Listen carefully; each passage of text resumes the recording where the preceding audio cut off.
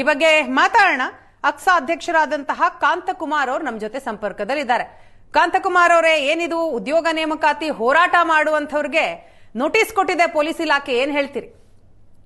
Madam, ಇದು ಸರ್ಕಾರ police ಕಡೆಯಿಂದ ವಿದ್ಯಾರ್ಥಿಗಳ ಹೋರಾಟನ ಹತ್ತಿಕ್ಕಂತ ಕೆಲಸ ಮಾಡ್ತಿದೆ. ಬರೀ ಧಾರವಾಡನೇ ಅಲ್ಲ, ಕಲಬುರಗಿಯಲ್ಲಿ ನಾವು ಹೋರಾಟ ಮಾಡ್ಬೇಕಂತಂದ್ರೆ 10 ಲಕ್ಷ ಬಾಂಡ್ ಕೇಳಿದ್ರು.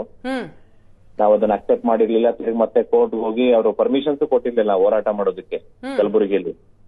ಮತ್ತೆ ಈ ಹಿಂದೆ ಧಾರವಾಡದಲ್ಲಿ ಹೋರಾಟ ಮಾಡ್ಬೇಕಂತಂದ್ರೂ 2-3 ಬಾರಿ ಹೋರಾಟ ಪರ್ಮಿಷನ್ಸ್ ಕೊಟ್ಟಿಲ್ಲ. ಮತ್ತೆ ಕೋರ್ಟ್ ಮುಖಾಂತರ ಮಾನ್ಯ ಮುಖ್ಯಮಂತ್ರಿ ಸಿದ್ದರಾಮಯ್ಯ ಸರ್ ಭೇಟಿ ಮಾಡೋದಕ್ಕೆ ಅವಕಾಶ ಅಂದ್ರೆ ಕನ್ಸಿಲೇಷನ್ ಬಂದ್ರು. ತಿರ್ಗಾ ಮತ್ತೆ ನಾವು ಕಲಬುರಗಿಯಲ್ಲೂ ಹೋರಾಟ ಮಾಡಿದ್ವಿ, ಅಲ್ಲೂ ಹೋರಾಟ ಮಾಡೋದಕ್ಕೆ ಪರ್ಮಿಷನ್ ಸಿಗ್ಲಿಲ್ಲ. ಕೋರ್ಟ್ ಮುಖಾಂತರ ಪರ್ಮಿಷನ್ ತಗೊಂಬಂದು ಹೋರಾಟ ಮಾಡಿದ್ವಿ. ಇಲ್ಲೂ ನಾವು ಧಾರವಾಡದಲ್ಲಿ ಮತ್ತೆ ಹೋರಾಟ ಮಾಡ್ಬೇಕು, ಅನಿರ್ದಿಷ್ಟಾವಧಿ ಹೋರಾಟ ಮಾಡ್ಬೇಕಂತಂದ್ರೆ ನಮಗೆ ಹೋರಾಟಕ್ಕೆ ಪರ್ಮಿಷನ್ ಸಿಗ್ಲಿಲ್ಲ. ನಾವು ರೀಸೆಂಟ್ಲಿ ಮತ್ತೆ ಕೋರ್ಟ್ ಹೋಗಿದ್ವಿ. ಕೋರ್ಟ್ ಅಲ್ಲಿ 100 ಜನಕ್ಕೆ ಅನಿರ್ದಿಷ್ಟಾವಧಿ ಮಾಡಿ ಅಂತ ಹೇಳಿದ್ದಾರೆ. ಆದ್ರೆ ಧಾರವಾಡದಲ್ಲಿ ನಾವು ಮಾಡ್ಬೇಕಂತ ಪ್ಲಾನ್ ಮಾಡ್ತಾ ಇರೋದು. ಅವ್ರು ಹುಬ್ಳಿಯಲ್ಲಿರೋ ನೆಹರು ಮೈದಾನದಲ್ಲಿ ಅನಿರ್ದಿಷ್ಟಾವಧಿ ಹೋರಾಟಕ್ಕೆ ಪರ್ಮಿಷನ್ಸ್ ಇದ್ ಮಾಡಿದ್ರು. ನಾವ್ ಮತ್ತೆ ನಾಳೆ ಕೋರ್ಟ್ ಕೇಸ್ ಇದೆ ಮೇಡಮ್. ಅದು ನಾಳೆ ಮತ್ತೆ ನಾವು ಅದನ್ನ ನಿರ್ಧಾರ ಮಾಡ್ಕೊಂಡು ಏನ್ ಮಾಡ್ಬೇಕು ಏನಿಲ್ಲ ಅಂತ ನಾವು ಡಿಸೈಡ್ ಮಾಡ್ಬೇಕಂತ ಹೇಳ್ಬಿಟ್ಟು ವೆಯ್ಟ್ ಮಾಡ್ತಾ ಇದ್ವಿ. ಇವತ್ತು ಅಷ್ಟೇ ನಾವು ಏನ್ ಹೋರಾಟ ಮಾಡ್ತಿದ್ರಲ್ಲ ಸ್ಟೂಡೆಂಟ್ಸ್, ಈಗ ಅದು ಕೂಡ ಈಗ ಸರ್ಕಾರ ಹತ್ತಿಕ್ಕಂತ ಕೆಲಸ ಮಾಡಿದೆ. ಈಗ ಎಲ್ಲಿ ಮೊದಲೇ ನೋಟಿಸ್ ಕೊಡುವಂತದ್ದು, ಪ್ರಿವೆಂಟಿವ್ ಅರೆಸ್ಟ್ ಮಾಡುವಂತದ್ದು ಯಾವಾಗ ಇಶ್ಯೂ ಆಯ್ತು? ಒಂದ್ 2 days ಬ್ಯಾಕ್ ಇಶ್ಯೂ ಮಾಡಿದ್ದಾರೆ ಮ್ಯಾಮ್. ನಿನ್ನೆ ಒಂದಷ್ಟು ಇಶ್ಯೂ ಮಾಡಿದ್ದಾರೆ, ಸ್ವಲ್ಪ ಜನಕ್ಕೆ ಮೊನ್ನೆ ಇಶ್ಯೂ ಮಾಡಿದ್ದಾರೆ.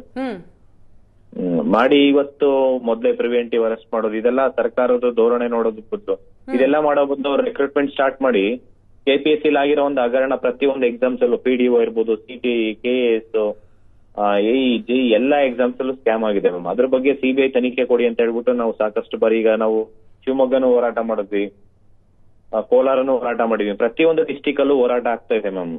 ಸರ್ಕಾರ ಇಷ್ಟು ವರ್ಸ್ಟ್ ಇದೆ ಅಂತ ನಾವ್ ಯಾವತ್ತೂ ಎಕ್ಸ್ಪೆಕ್ಟ್ ಮಾಡಿರ್ಲಿಲ್ಲ. ಸೊ ಈಗ 1 ವರ್ಷ ಹೋರಾಟ ಮಾಡಬಾರ್ದು ಅಂತ ಏನೀಗ ನೋಟಿಸ್ ಇಶ್ಯೂ ಮಾಡಿದ್ದಾರೆ.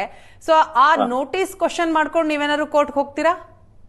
ಖಂಡಿತ ಮ್ಯಾಮ್. ಯಾವ್ದು ಅಷ್ಟೇ, ಈಗ ನಮ್ಮ ಮೇಲೆ ನಾವು ಧಾರವಾಡದಲ್ಲಿ ಹೋರಾಟ ಮಾಡಿದಾಗ ಲಾಸ್ಟ್ ಫೆಬ್ರವರಿ 24ನೇ ತಾರೀಕು ನನ್ ಮೇಲೆ 38 ಕೇಸ್ ಹಾಕಿದ್ದಾರೆ ಮ್ಯಾಮ್.